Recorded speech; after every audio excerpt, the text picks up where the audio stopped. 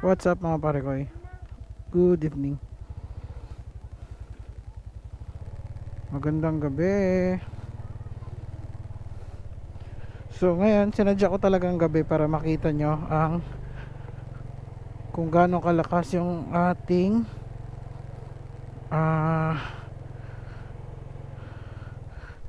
MDL. Walang ilaw kasi dito, brown out. So ito. In 5 4 3 2 1. Ayun, tsaka lakas mga pare ko. Sobrang liwanag. Sobrang dilim ngayon dito. Brown out kasi.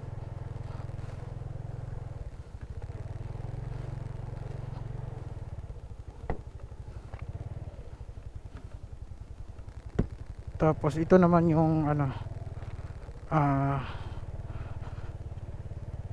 fog lamp. Yan.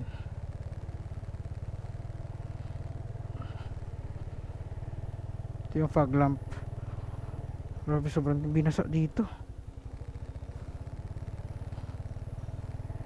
Tapos ito pag walang ilaw, ganyan. Yan yung stock light lang, headlight lang niya.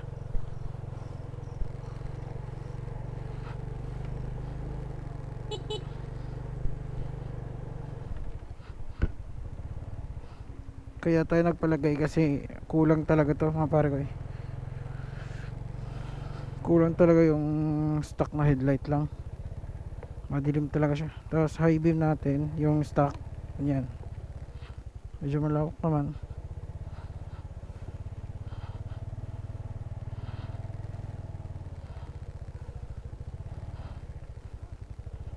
Tapos low beam natin. Nandun si Popcorn. Oo, caution. Hindi naman maano yung tubig, no? Hindi na lakad. So, sige. Ito yung ating MDL. Yan. Sobrang dilim na dito. Kung wala MDL, ganito ka dilim. Pag may MDL, ganyan.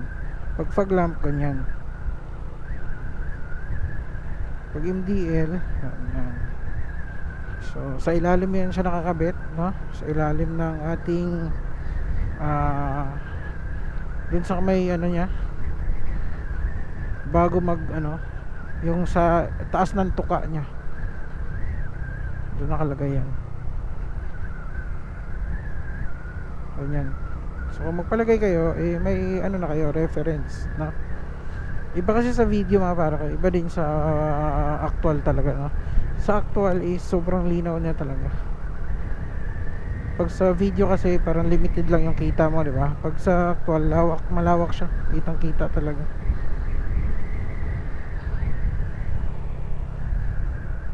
So uwi na kami Las Piñas. Bye bye Kasuyan. Wala pa rin kuryente.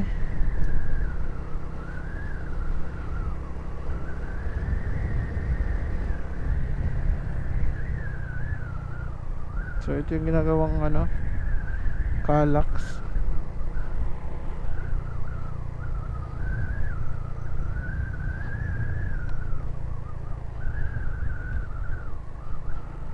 Ayun. Ito ay ang DSK Neo Max na version 2.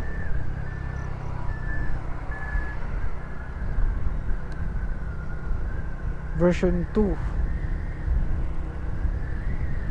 Bili ko dito is 1.5 set na, kasama na yung bracket nya. At saka may isang mga wirings, no? May kasamang relay. Yung wirings nya, may wire naman, wala naman problema kasi may naman talaga siya, no? Hindi naman malayo sa harness, kaya may mga konting wire lang para sa siguro jumper o para ma-fit lang siya doon, para ma-fit siya doon sa ma-exist lang na wire ang free.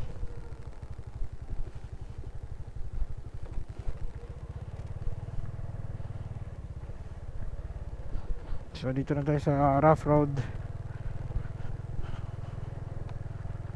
Yun pa, naka high beam.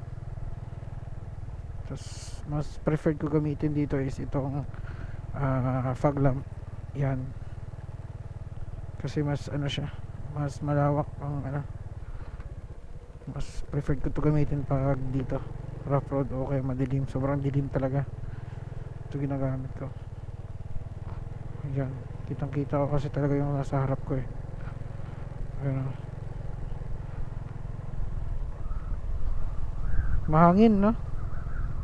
Mahangin. Mahangin. Oh.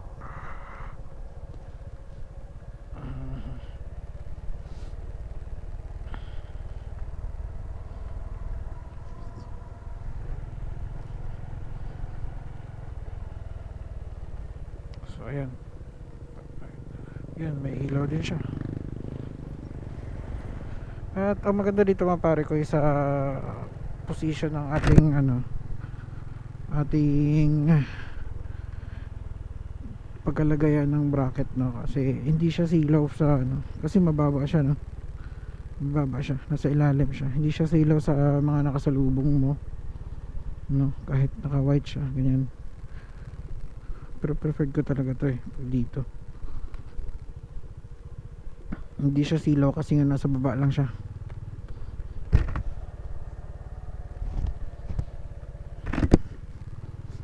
Yung maganda dito eh.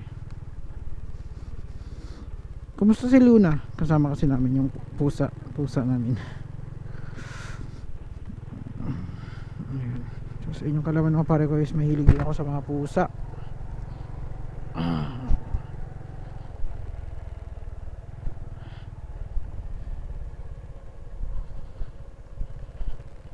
Dito may ilaw, no? Ibang linya to, mal, no? Dito ang linya nito is Gen 3, no? Dun sa atin silang is ang linya noon Dasma pa? Kaya pala wala tayong ilaw doon. Iba yung linya.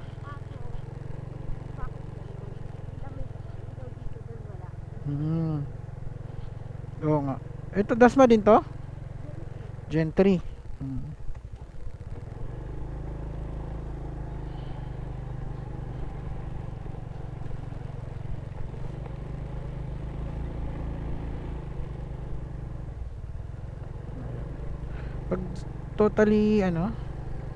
Pag totally zero visibility, mas prepared kong gamitin tong fog lamp. Mas ano siya, para sa akin lang mas ano siya sa madilim, mas kita ko siya. Kasi yung headlight ko is kulay parang nagbi-blend lang kasi sila mga pare ko eh. Yan yung stock lamp ko, orange.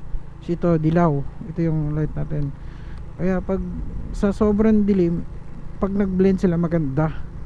Kasi pag itong puti ganyan, hindi ko masyadong na yung stock eh. Sobrang alikabok dito. Yun o.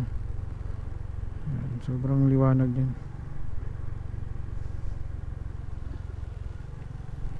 So ayan lang mga pare ko, share ko lang yung ilaw natin.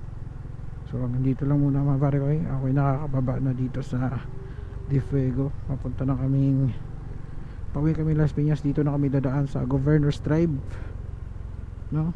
Hindi na ako dadaan sa open canal kasi medyo madilim doon eh. Ito kasi maganda daan dito eh.